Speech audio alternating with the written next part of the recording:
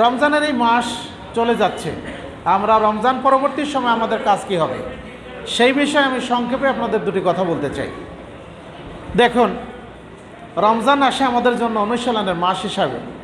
আমরা এখানে অনুশীলন করি, আমরা এখানে চর্চা করি যাতে আমরা অবলম্বন করতে পারি। বাকি 11টি মাসে আমাকে বাস্তবায়ন করতে হবে। আমি তাকওয়া অর্জন করার চেষ্টা করছি, বাকি 11টি মাসেও যেন আমি এটা অব্যাহত রাখি, এই চেষ্টা আমাদেরকে করতে হবে। তাহলে আমি এখানে কি অবলম্বন করছি? আমি এখানে চেষ্টা করছি তাকওয়া অবলম্বন করার। তাহলে বাকি 11টি মাসও আমি যেন মুত্তাকি থাকি, আমি যেন তাকওয়াশীল থাকি, আমি যেন পরহেজগার থাকি, এই চেষ্টা আমাকে করতে হবে, আপনাকে আমাকে করতে হবে। আল্লাহ বলছেন, ইয়া আইয়ুহাল্লাযীনা আমানুত্তাকুল্লাহা হাক্কা তুকাতিহি ওয়া লা তামুতুন্না ইল্লা ওয়া আনতুম মুসলিমুন। হে ইমানদারগণ, তোমরা আল্লাহকে যথার্থ ভয় করো আর মুসলমান না হয়ে মৃত্যুবরণ করো না। তাহলে যথার্থ ভয় কাকে বলে? যথার্থ ভয় বলতে আপনি বুঝবেন আপনার ওই বাচ্চা 8 বছর বয়স, তাহলে সালাত সিয়াম বোঝে না। মসজিদে আসে, আপনি যেভাবে রুকু করেন ও রুকু করে, যখন সেজদা করে তখন আপনি যখন সেজদা করেন তখন সেজদা করে, আপনি বসে থাকেন ও বসে থাকে। ও সালাত বলতে এটুকুই বুঝে। সিয়াম বলতে সে কিছু বুঝে না, সে শুধু জানে যে আব্বা আম্মা রাত্রে যখন খায় তখন খেতে হয়, আর পরের দিন যখন মাগরিবের সময় খায় তখন খেতে হয়, আর মাঝখানে কিছু খাওয়া যায় না। এর নাম সে সিয়াম, এটাই বুঝেছে সিয়াম।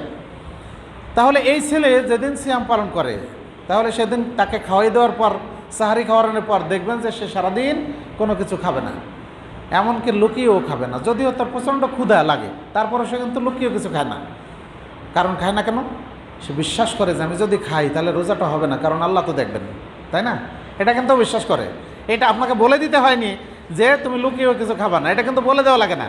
ও বোঝে যে এই কাজটা আল্লাহ দেখবেন, সেই জন্য দেখবেন একবার তৃষ্ণায় ছাতি ফেটে যাচ্ছে, তারপরও কিন্তু লুকিয়ে যে দূরে যাইয়ে এক ঢোক পানি খায় না। কেন খায় না? ও জানে যে এটা আল্লাহ লুকিয়ে খাইলেও আল্লাহ দেখবেন, তাহলে আমার রোজাটা হবে না।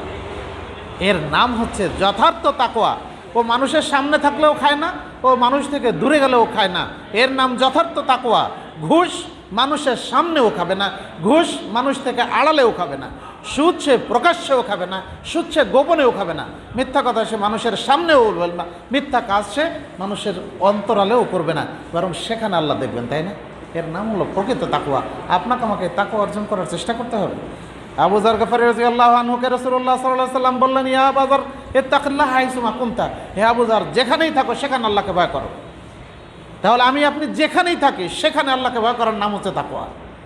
যদি মানুষের মধ্যে হয় তাও আল্লাহকে ভয় করব, যদি মানুষহীন জনপ্রান্তরে হয় তাও আমরা আল্লাহকে ভয় করব। যদি এই ভয়টা সবার মধ্যে থাকে, তাহলে নির্জন রাস্তায় যখন একটা তরুণ ছেলে একটা যুবতী মহিলাকে দেখবে, প্রেজেন্ট করতে পারবে, উত্ত্যক্ত করতে পারবে? পারবে না।